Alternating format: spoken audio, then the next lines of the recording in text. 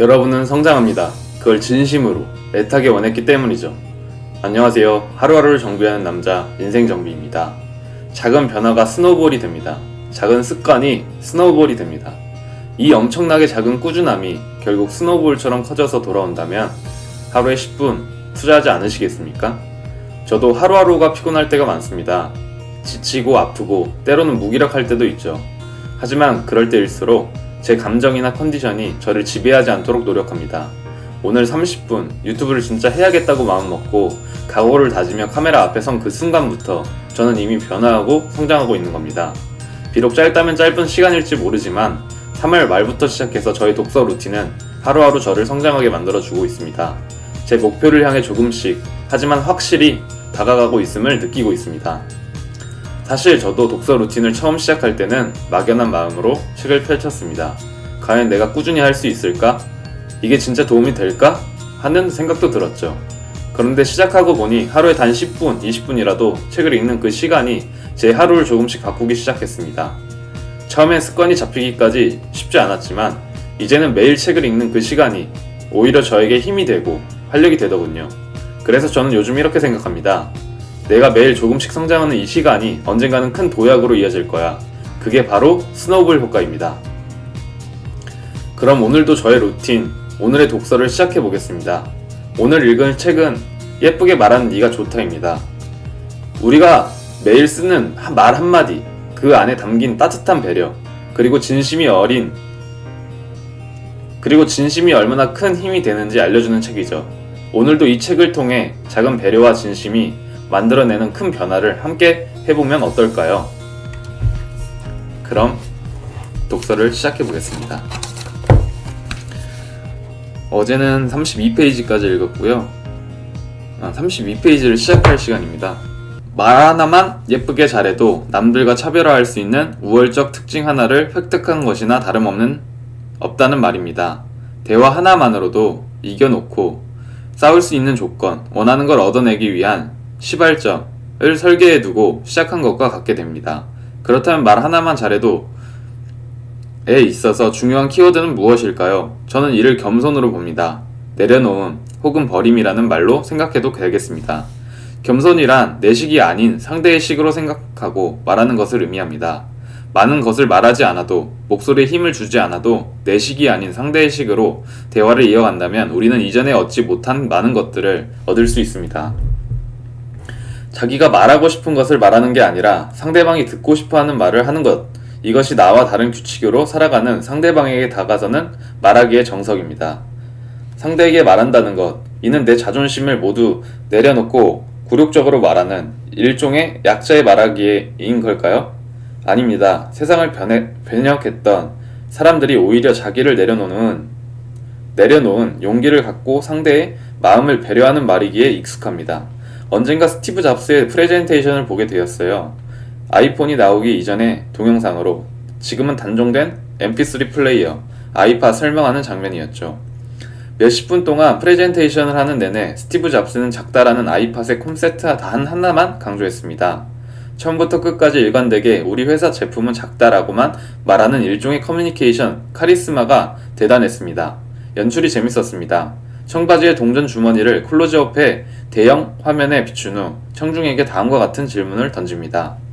과연 이 포켓은 무슨 용도로 있는 걸까요? 사람들이 무슨 소리를 하는 건지 궁금해하는 순간 그곳에서 아이팟을 꺼냈습니다. 그리곤 얼마 가벼운지, 얼마나 작은지를 쉽게 설명했습니다.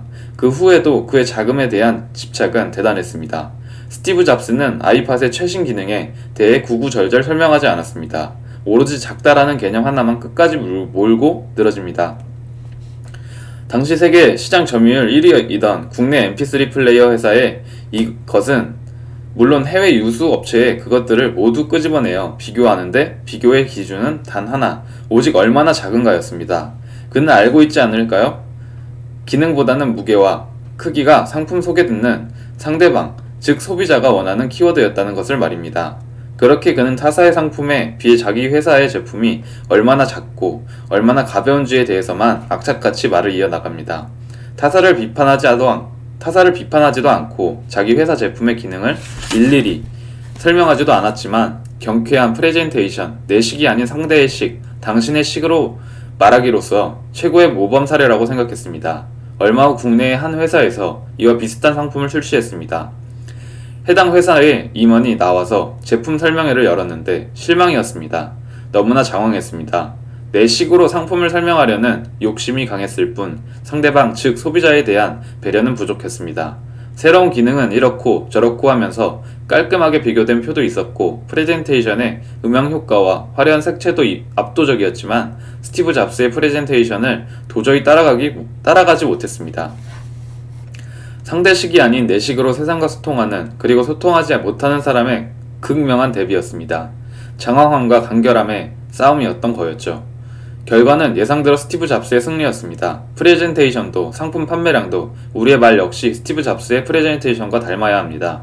필요한 것만을 말하고 불필요한 것은 버리고 왜 우리는 말을 하나요? 무언가를 얻기 위해서 말합니다.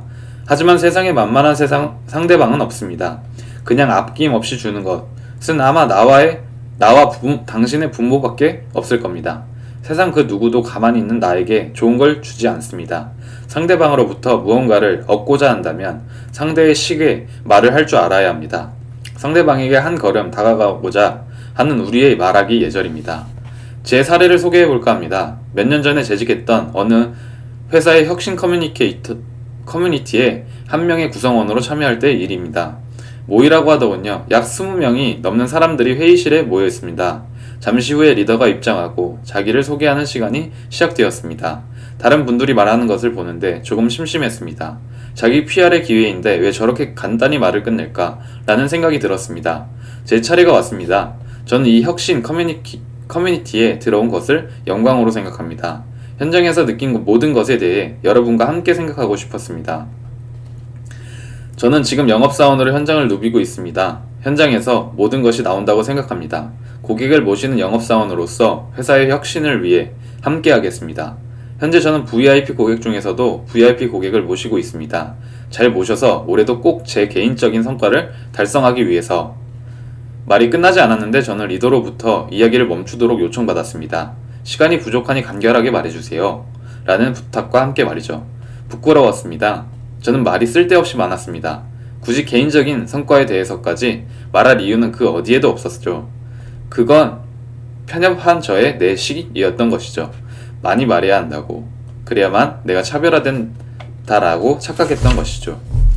지금의 저라면 이렇게 말하고 바로 자리에 앉겠습니다. 혁신 커뮤니티에 들어온 것을 영광으로 생각합니다.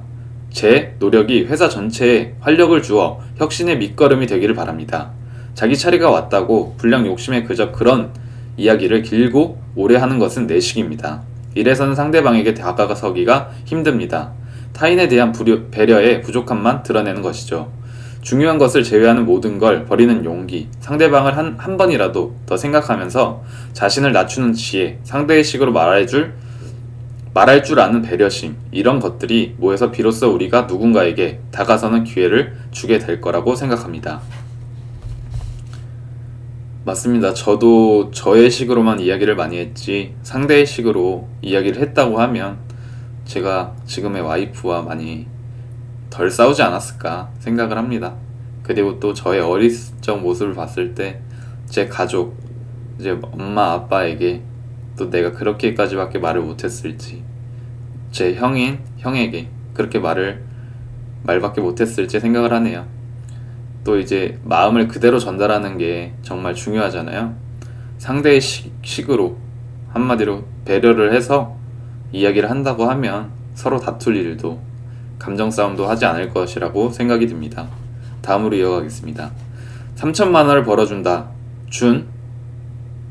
3천만 원을 벌어다 준 예쁜 말 한마디.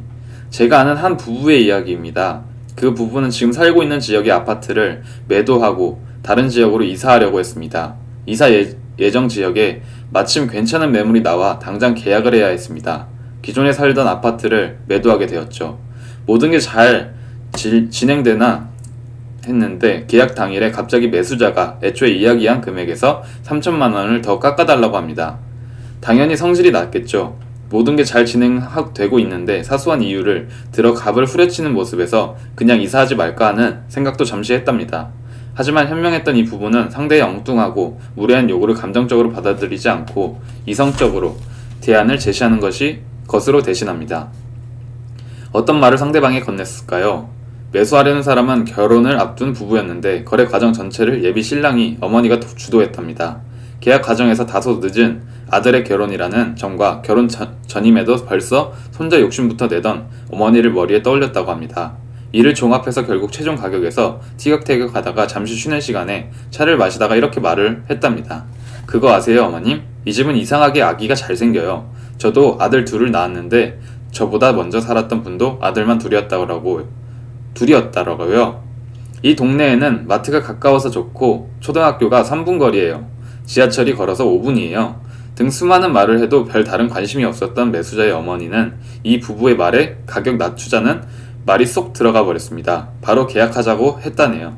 어떠신가요? 상대방에게 다가서는 정도가 아니라 상대방의 마음을 쏙 꺼낸 것 같은 말이 아니었을까요? 말 한마디로 3천만 원을 번 것이죠. 사례를 되돌아봅니다. 대화에서 충돌의 표면적 이유는 돈이었습니다. 하지만 해결은 돈 그 자체가 아닌 다른 방법, 즉 상대방이 원하는 것을 한 번 더 생각해보고 한 말을 하기로 완성되었습니다. 그야말로 예쁘지 않습니까? 직장인이든 아니든 우리의 말하기는 이와 같아야 합니다. 문제가 해결되지 않는다고 윽박지르기 전에 상대방의 욕망을 살핀 배려의 말 한마디가 필요한 이유입니다. 한치의 양보도 없는 대립의 절정, 약간의 물러섬도 곧 패배로 느껴지는 갈등, 이런 모습은 우리가 기대한 바가 아닐 겁니다. 한 걸음 더 다가가기 위해서라도 서로 조심하고 위로해주는 말을 상대방에게 건넬 수 있기를 바랍니다. 그동안 고립되어 혼자만의 영역에서 자기의 일을 해오느라 지친 상대방을 위해 위로와 격려의 예쁜 말 한마디쯤은 할 수 있었으면 합니다. 이쯤에서 제 얘기를 해볼까 합니다. 주변에 사람이 없었던 저의 부족함을 반성하는 마음으로 하는 부끄러운 고백입니다. 대학 때였습니다. 나름 사회 문제에 관심이 많았고 세상의 약자들에 대해서 관심을 두게 되었고 관련 동아리에도 가입하게 되었습니다. 세상의 불공정에 대해 왠지 모를 안타까움을 키워갈 무렵 술자리에서 1년 선배였던 한 선배가 이런 말을 하는 걸 보게 되었죠. 세상의 불의에 분노할 줄을 모르는 사람이 되어서는 다시 하겠습니다. 세상에 불의에 분노할 줄 모르는 사람이 되어서야 하겠는가? 선배의 말, 왜 그렇게 멋졌던지요. 불의가 뭔지도 잘 모르는 저였지만 분노라는 단어 하나에 말 그대로 꽂혔습니다. 세상의 모든 악을 찾아내고 비난하고 더 나아가 필요하면 사회 변화를 만드는데 공헌하려는 신념이 생겼을 정도였으니까요. 그때의 제 모습 지금도 부끄럽지 않습니다. 그때는 그 생각이 옳았으니까요. 하지만 사회인이 되어서도 여전히 어렸을 적에 그 치기 어린 분노를 유지했던 게 저에게는 뼈아픔입니다. 꽤 긴 시간 동안 분노에만 익숙했던 의욕 과잉의 부정주의자였던 제 모습은 솔직히 부끄럽습니다. 특히 삐딱하게 세상을 보는 시각, 좋은 걸 좋다고 보지 못하는 저의 관점은 사회생활을 함에 있어 큰 결점이 되어 버렸습니다. 제 말투가 그랬습니다. 조금만 제가 생각하는 규칙에서 어긋나도 그것에 대해 비판과 비난을 서슴지 않았습니다. 냉정하고 차갑다. 주변 사람들이 저의 말하기를 평가할 때 한결같이 나오는 말들이었습니다. 한마디로 못생긴 말 그 자체였죠. 그런 저의 모습에 주변 사람들은 하나 둘 저를 떠나가 버렸습니다. 어느새 제 주위엔 아무도 없게 되었죠. 저는 인간관계에 있어 제가 다가서기는커녕 저를 향해 다가오려는 사람조차 의심의 눈으로 바라봤습니다. 물론 여기에는 사회인이 되어서 겪었던 수없이 많은 부정적 경험, 예를 들어 배신과 배반의 기억들이 저를 이렇게 만드는 게 아닌가 하며 변명하려는 생각이 있음도 분명했습니다.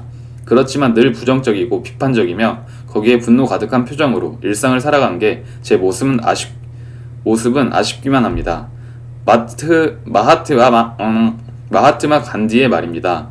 미래는 우리가 지금 무엇을 하는가에 달렸다. 맞습니다. 미래는 결국 현재라는 시간을 어떻게 다루느냐에 따라 그 성공과 실패가 좌우되는 그 무엇입니다. 이때 현재를 다루는 건 우리가 지금 여기에서 누군가에게 건네는 말로부터 시작됩니다. 부정적인 말로 상대방과 소통을 시도해봐야 그 관계가 온전할 리 없습니다. 그걸 저는 잘 몰랐던 것이죠. 봄날은 간다 라는 영화가 있습니다. 노래도 있고요. 저는 영화의 영어의 내용과 노래의 멜로디를 떠나 봄날은 간다라는 언어 그 자체에 나의 찬란했던 소중했던 시간이 지나가고 있다라는 생각을 하곤 합니다. 강제적으로 거리를 둬야 했던 시간에 누군가에게 나빴고 누군가에겐 좋았던 시간일지 모릅니다. 하지만 이제는 멀어졌던 마음들이 가까워져야 하는 시간입니다. 가까워지기 위한 최고의 도구는 예쁜 말입니다. 열린 마음으로 상대와 마주하고 관계를 이어가는 대화에 집중하는 태도가 중요합니다. 비대면에서 대면으로 전환하는 시기에 우리가 가져야 하는 말하기를 점검해야 할 이유입니다. 오랜 기간 멀어졌던 사람과 사람 사이의 거리가 어느덧 조금씩 가까워지고 있는 이때 그동안 멀어졌던 그 누군가와의 마음의 거리를 서서히 좁히려는 노력이 필요한 겁니다. 나와 다른 상대방에게 다가서기 위해서라도 말하기를 두려워할 이유는 없습니다. 다가설 용기만 있다면 이제 그냥 행동하면 됩니다. 소극적인 텍스트 위주의 커뮤니케이션이 아닌 나의 목소리가 담긴 나의 모습을 온전히 보여주는 1대1 커뮤니케이션 혹은 페이스 투 페이스 커뮤니케이션을 하는 것이죠. 나가야 할 때 나가지 못하면 영원히 과거에 머무를 수밖에 없습니다. 과거가 아닌 미래를 말하는 것이 우리가 도전해야 하는 인생의 과제입니다. 물론 미래의 상치를 말하기보다 과거의 잘못을 탓하는 게 쉬운 건 당연합니다. 미래를 내가 보기보다 과거를 들추어내어 서로의 문제점을 밝히는 데에 우리는 익숙한 상태이니까요. 하지만 이제 부정은 그만두고 긍정에 애쓸 때가 되었습니다. 예를 하나 들어봅니다. 당신이 직장인이라고 해볼까요? 상사로부터 다음과 같은 말을 들었다고 가정해보세요. 두 부류의 말 중에서 당신에게 힘을 주는 건 당신에게 상대방이 다가오는 것 같은 느낌을 주는 말은 어떤 것입니까?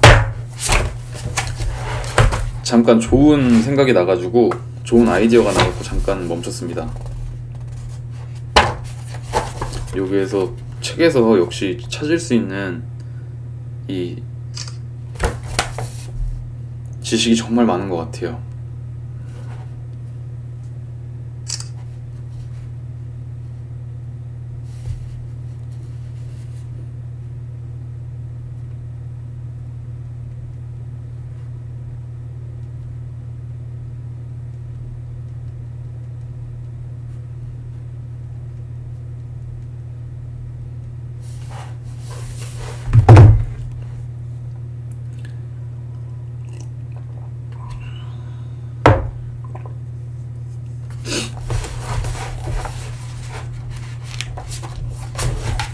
다시 시작하겠습니다. 샵 1. 도대체 그동안 무엇을 했어? 어떻게 보고서가 이 모양이냐? 시간을 많이 줬잖아. 그런데 이 문제점 하나 못 잡았네요. 누가 이렇게 하라고 한 거죠? 일단 문제를 일으킨 사람부터 찾아냅시다. 보고서를 정리해야 하는데 어떻게 하면 보기 좋게 할 수 있을까? 이 문제점에 대해 잠깐 이야기해보아요. 힘을 합쳐서 단기간에 해결책을 찾아봅시다. 자, 이제 우리가 나설 차례군요. 우리가 생각하는 고객 만족 방안을 고민해보죠.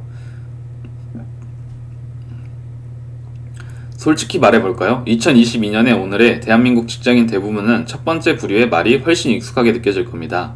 두 번째 부류 같은 말이요?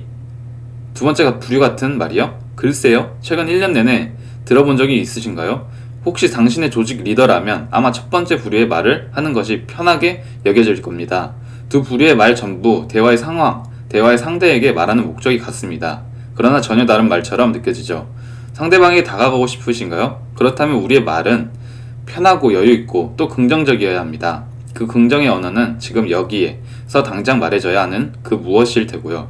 첫 번째 부류의 말처럼 과거의 문제에 집착하는 커뮤니케이션이 아닌 미래를 생각하고 서로 바라는 결과를 구체화해서 적극적으로 커뮤니케이션하는 두 번째 부류의 대화가 우리와 상대방의 거리를 좁혀줍니다.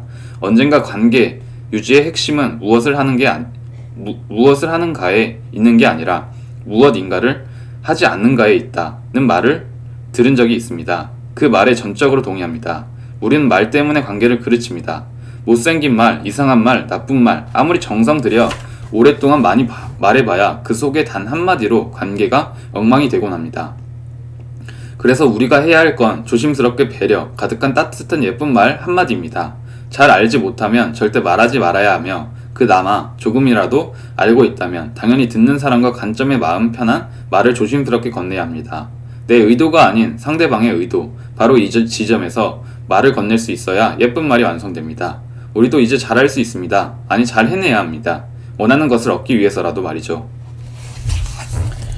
가장 회복이 어려운 실수가 말실수. 아이가 성장하면서 가장 어려운 것이 사회성 발달이라고 합니다. 처음에는 자기가 가지고 노는 장난감만 가지고 집중해 놉니다. 그러다가 친구들이 다가오면 대부분의 아이는 자기 장난감을 뺏는다고 생각해 친구에게 위협적인 행동을 하죠. 하지만 서서히 친구들, 또래들과 시간을 함께 보내면서 서로에게 점차 흥미와 관심을 보이기 시작합니다. 비로소 자신의 장난감도 양보하고 친구들과 어울려 장난감을 가지고 놀기 시작하며 사회성이 발달합니다. 이처럼 협동은 배워야만 할 수 있습니다. 여러분도 다 이렇게 잘하지 않았나요? 다소 부정적이지만 협동에 대한 이야기를 하나 더 하겠습니다. 범죄자의 과거를 보면 학창시절뿐만 아니라 취학전 시기에도 타인을 향한 관심 혹은 협력의 의지가 상대적으로 결핍된 경우가 많았다고 합니다. 함께하는 법을 제대로 배우지 못했던 것이죠. 이처럼 함께하고 협력하기 위해선 나와 다른 상대방에 대한 이해의 노력이 필요합니다. 물론 만만치 않은 일이죠. 그래서 대화가 어려운 것 아닌가 하는 생각을 해봅니다. 이렇게 대화는 어렵지만 상대방은 기다려주지 않습니다. 발실수는 회복할 수 있을지 모른다. 하지만 말실수는 회복하기가 어렵다라는 벤저민 프랭클린의 말처럼 말 한마디 때문에 상대방은 나를 향해 기대를 거둘지도 모릅니다. 그래서 우리는 알고 말해야 합니다. 알고 말한다는 것은 바로 이런 의미입니다. 첫 번째는 상대방을 섣불리 판단하지 않고 말하는 것. 두 번째는 알아야 할 것은 상대방에 대해 알 수 있다는 것. 모두 알아둔 상태에서 말하는 것입니다. 말에도 새싹이 있습니다. 새싹은 보호해야 합니다. 새싹부터 강하게 키워보겠다. 말도 안 됩니다. 새싹은 보호받는 대상이지 훈련의 대상이 아니니까요. 마찬가지입니다. 우리가 새로운 타인을 만나 처음 대화를 시작할 때도 상대방을 보호하고 관리하는 자세가 필요합니다. 상대방이라는 새싹에 물을 주는 심정으로 대화를 시작해야 합니다. 기브 앤드 테이크라는 말이 있습니다. 받기 전에 주라는 말이죠. 이때 주는 것도 잘 줘야 합니다. 당뇨병에 걸린 사람에게 도넛 한 박스를 선물한다면 고맙다는 말부터 분노의 저주를 들을 겁니다. 고맙다는 말보다 분노의 저주를 들을 겁니다. 말도 마찬가지입니다. 아니 말을 도넛에 선물하는 것보다 더 쉽게 할 수 있기에 더욱 큰 봉변을 당하기 쉽습니다. 말을 건네기에 앞서 상대방이 최소한 보호받아야 하는 것은 무엇인지를 알아야 합니다. 함부로 말을 하다가 돌이킬 수 없는 실수에 직면하는 우매함을 더는 지속해서는 안 됩니다. 이를 위해 상대방을 새싹처럼 보살피는 마음으로 상대방이 원하는 가치를 찾아내어 그것에 대해서만큼은 최선을 다해 보호하는 마음으로 소통해야 합니다. 어떻게 해야 하는지에 대한 해답을 중국의 인문고전, 대학에서 찾아봅니다. 다른 사람이 싫어하는 것을 좋아하고 다른 사람이 좋아하는 것을 싫어하는 것이야말로 사람의 본성을 거르는 일이니 그리하면 반드시 재앙이 자신에게 이르게 될 겁니다. 타인에 대해 관심을 가져보라는 말일 겁니다. 상대방이 싫어하는 것을 함께 싫어하고 좋아하는 것을 최선을 다해 찾아내어 좋아하는 자세가 대화의 기본이라는 것이죠. 그렇다면 상대를 보호하는 말하기는 어떻게 해야 할까요? 다음 사례를 같이 살펴볼까요? 대화는 당신과 당신이 거래처 담당 김 과장 그리고 김 과장의 상사 이렇게 3명이 등장합니다. 업무 협의를 마치고 저녁을 먹으며 가벼운 대화를 나눈 상황입니다. 김 과장은 영혼이 자유로운 분 같으세요? 김 과장님은 영혼이 자유로운 분 같으세요? 네? 김 과장. 네? 김 과장 상사. 무슨 말씀이신지. 당신. 항상 여유가 있으시고 가정에 충실하시면서도 취미생활도 잘하시잖아요. 김 과장. 아무 말 없음. 당신. 원래 마음이 편한 분이 회사에 적응도 잘하시더라고요. 하고 아무 말도 못했습니다. 당신. 2번이에요. 당신. 김 과장님은 회사에 대한 애정 하나는 최고이신 것 같아요. 김 과장. 네. 네? 김 과장의 상사. 무슨 말씀이신지. 당신. 언젠가 김 과장님이 회사의 비전에 대해 진지하게 말씀하시는데 마치 제가 김 과장님의 회사의 직원이 된 느낌이 들 정도였다니까요. 김 과장. 아휴, 별 말씀을. 김 과장의 상사. 원래 우리 김 과장이 회사에서도 인정받는 친구로 유명합니다. 차이점을 발견하셨나요? 차이점을 한번 찾아볼까요? 영혼이 자유로운 분 같다. 회사에서 대한 애정 하나는 최고이신 것 같아요. 항상 여유가 있으시고 가정에 충실하시면서 취미생활도 잘하시잖아요. 라고 해서 말이 없어졌어요. 원래 마음이 편한 분이 회사 적응도 잘하시더라고요. 개인적인 칭찬이고 둘 다 개인적인 칭찬이지만 또 다른 말인 것 같기도 합니다. 첫 번째 사례의 경우 당신은 큰 결례를 범한 겁니다. 상대방이 반드시 지켜내고 싶은 가치에 대해 그 어떤 배려도 없이 막말을 한 것이죠. 더 이상의 관계를 유지하고 싶지 않은 이상해야 저렇게 말할 수 없습니다. 아무리 친분이 있는 경우라도 공적인 자리에서 상대방에게 문제가 되는 말을 쉽게 해서는 안 됩니다. 상대방의 체면을 살려주는 것, 즉 상대가 주위 사람들로부터 위험을 지킬 수 있도록 도와주는 것, 이 정도는 해줘야 합니다. 우리는 두 번째 사례처럼 말할 수 있어야 합니다. 세상 모든 사람은 자신의 일터에서, 자신의 자리에서 인정받고자 하는 마음이 강합니다. 상대방은 자신이 능력자라는 점을 인정받기 원한다는 걸 꼭 기억하세요. 우리의 말하기가 정말 상대방이 능력자임을 증명할 수 있는 언어로 구성되어 있는지 점검해보세요.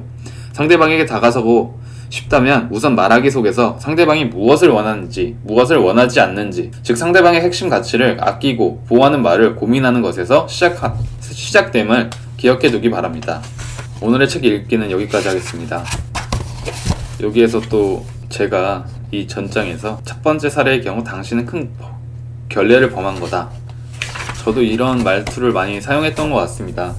상대방을 배려하지 않고 말을 하기 때문에 또 이게 다툼으로 이어나가고 또 이게 서로의 감정 싸움이 되다 보니 또 좋은 말이 항상 안 나왔던 것 같습니다. 지금은 또 그걸 고치기 위해 성장하기 위해 계속 꾸준히 노력한다고 하지만 이 빠른 시간 내에 이게 전부 다 고쳐지기에는 쉽지 않을 거라 생각해요. 그래서 이 꾸준함, 작은 꾸준함이 저를 만들어가고 저를 성장시킨다고 생각합니다.